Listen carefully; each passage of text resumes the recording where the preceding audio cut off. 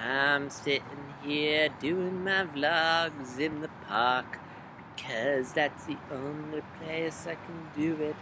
I could have fame, but I don't need it. Mr. Ha Goes Country. This episode, as the title suggests, spotlights Mr. Ha, who Arnold and Gerald discover while walking around the border house that Mr. Ha is loving singing in the shower. And not only that, but he's actually pretty good at it. And they realize that, if Mr. Ha really wanted, he could record one of the songs that he sings in the shower and put it out there and actually make a living as a country singer. And that would be great for him because he wouldn't have to live in the boarding house. He could live on his own, provide for himself, and not have to worry about being financially dependent. So they take him down to the local recording studio and have him record his song. It sounds great, but when they ask Mr. Ha, hey, have you thought about putting this up on the radio so people can hear you? He's like, no, I don't want to do that. I just like doing this as a me thing. I really don't want the fame. I'm perfectly happy with my life the way it is. So naturally, Arnold and Gerald respect his wishes, and this episode is over very quickly. Of course, that's not what happens. What happens instead is that Gerald decides to have him put it out there under the argument that he never specifically told them not to do it. So they wind up doing it, and sure enough, it's a hit. And Mr. Ha, before he knows it, he's a sensation. Everyone knows who he is, and he's booking gigs left and right in the area. And he's about to hit it big time because it gets the attention of a major company. It's like, hey, we want to sponsor you. We want you to go on tour. And Mr. Ha is just overwhelmed because this is all happening so quickly, and he's not really sure if this is what he wants. And Arnold tells Mr. Ha, hey, you don't have to do this if you don't want to. It's your choice. It's your life. So Mr. Ha goes up on stage, and before he performs, he says, guys, this is my last gig, and then I'm out. And he performs his final song, and then he's done. And yeah, this overall was a really solid episode. It was great to see Mr. Ha get a one-off episode. We haven't really had an episode centered around him since the Christmas episode, so it was nice to sort of go back to this character. Not only that, but it's also nice to see Mr. Ha get a spotlight episode and it actually works. Like, it doesn't feel tedious, doesn't feel drawn out. This doesn't feel like a character who works better in small doses than in full-length episodes. And it worked so well that I honestly wish it was longer. Now, to clarify, this isn't like Harold's Bar Mitzvah. I felt like this episode could have clearly benefited from being longer. This is more the case of, like, it was so good, I wish it was longer. Like, it's one of those, it leaves you wanting more. Like, if only they expand on this a bit more. Like, it would have had a bit more punch, but as is, it's really impressive how tight it is. And honestly, I think this episode works really well in that 10, 11-minute format. Because, again, part of this episode is that Mr. Ha's fame and fortune just happens really quickly. And while you could play that out over the course of 20 minutes, by having it in 10, 11 minutes, it really goes by fast because, Mr. Ha's rise to fame just happens in mere minutes, and it's like in a blink of an eye. And it's also great in that it deals with this problem of celebrity life and how, while some people love it, it can be very overwhelming because, for one, if you're a big-time celebrity, everyone knows your name. You cannot go anywhere without anyone recognizing you. You can't just go to the store and buy milk without someone recognizing you. And also, you're just constantly busy, you're people like, hey, you need to go here and do this gig, you need to go here and do this gig, you have to accept this press award, you have to go here. Like, there's very little you time and very little time for you to figure out what you want. It's something I can honestly relate to because, like, I don't like being the center of attention. Like, even though I do have my skills I'm good at, I enjoy them just as a side thing. I don't want to do them professionally. And I think we're all that way. Like, we all have those things that we enjoy them as hobbies, but as a career, we don't want to do them because, we don't want the things that come with celebrity life. It's different for everyone. For some people, it's singing. For some people, it's cooking. For some people, it's writing. But, doing them as a career is different. Like, the environment's different.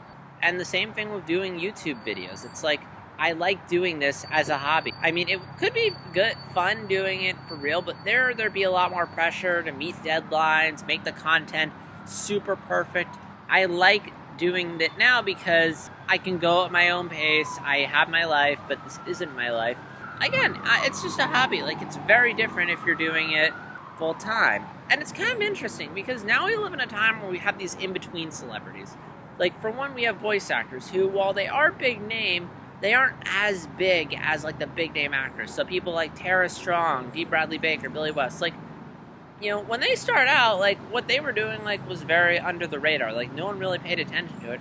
And now, with, like, the rise of the internet and everything, like, voice actors are way more well-known, but they're still at that point where they can go around in public and, you know, not have a ton of recognition. Like, they'll have, like, maybe, like, say for when they go to conventions, they really aren't going to be recognized that much. And it's the same for internet celebrities. Like, we're in a time now where internet celebrities are on the rise, whether it be College Humor, Nostalgia Critic, Rooster Teeth.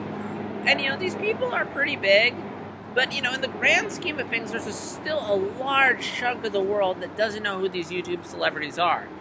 And it's great in that you can walk the line. Like, you can still have that normal life, but not deal with celebrity thing. Because in the grand scheme of things, you're just a guy doing your thing. You're not, like, super important. I think that's part of why internet celebrity kind of appeals to me a bit. I mean, I don't know if I want it, but there is some appeal about how I can kind of do my thing but not be recognized. Like, hypothetically, let's say I managed to get, like, a pretty decent number of subscribers. Like, there's still a large chunk of the world that's not going to know who I am or what I do. I mean, outside of my obvious friends, family, and acquaintances. But, I mean, the odds of me walking around in public and someone recognizing me because of these videos is very slim. And that's kind of cool. That there's all these people who have their fan bases that when you go to conventions and stuff, they recognize you, but you can still lead a large amount of your life under an dummy. And that's a luxury that people, big actors like Mark Hamill, pop stars like Taylor Swift don't have, because they are everywhere and they are too big and they are recognizable. And that's part of why there's this one child actor called Mara Wilson who was in Matilda, and she quit child acting pretty early on. She quit it because she didn't really want the pains and burdens that come with celebrity life and didn't want all to go into her head. And she's a lot better without it. The conflict in this episode very much reminded me of this show that used to be on Cartoon Network called The Class of 3000. If you don't know what it is, it's about this famous artist named Sonny Bridges, who is a big-time star. He's voiced by Andre 3000, and he's about to have a big concert, and then he steps down and he's like, you know what, this isn't for me. And he winds up going back to his hometown and teaching at the school that he attended. And it's pretty fun, pretty charming, a lot of creative songs. It was very short-lived, and I don't hear a lot of people talking about it, but, I mean, it does capture the ups and downs of celebrity life, which is you are big and famous, but, you know, it's a lot. Like, yeah, I mean, it's a very simple Mr. Hyunh episode, but it also has this emotional depth in how it's exploring celebrity life, and I love the resolution to it. Like, I like how Arnold tells Mr. Hyunh it's his choice, and not only that, but I like how Mr. Hyunh decides to give one last performance, because, I mean, he clearly doesn't want to do this. This is clearly not his thing. Clearly he just wants his simple life, which I can totally understand.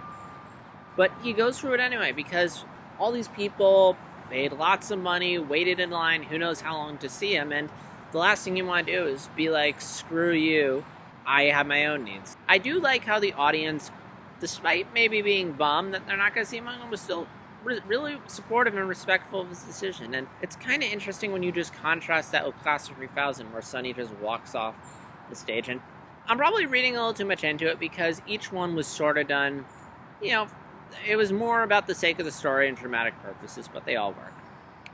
The song Simple Things that Mr. Hyunh sings, I really, really liked. It was very simple, very charming, very pleasant, and just really captured Mr. Hyunh is. He likes the simple life. And there needs to be a soundtrack for the show, because there's just so many good songs here. Just, it's unbelievable. My main gripe with this just comes down to what Arnold and Gerald did, because it is kind of cruel. Because Mr. Hyunh did make it clear that he didn't want celebrity life, and despite all that, Arnold and Gerald just went ahead and published the tape anyway. I mean, I'm more inclined to be mad at Gerald, because it was Gerald that made the push. He was more concerned with how Mr. Hyugh's success would benefit him than how Mr. Hyunh felt about it, and that was just so dickish, but kind of true of the industry and how sometimes people are more concerned with their own agendas than the happiness of others. Arguably, what Gerald's doing here is even worse than how he treated Arnold in Part-Time Friends.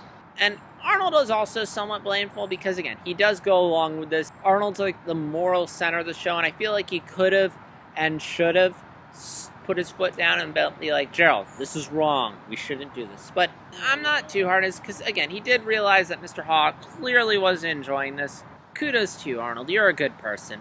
Unlike Gerald sometimes. With that, I'm signing out, and if you have thoughts on this episode, leave them below. As always, I'm curious to hear it, and I'll see you next time.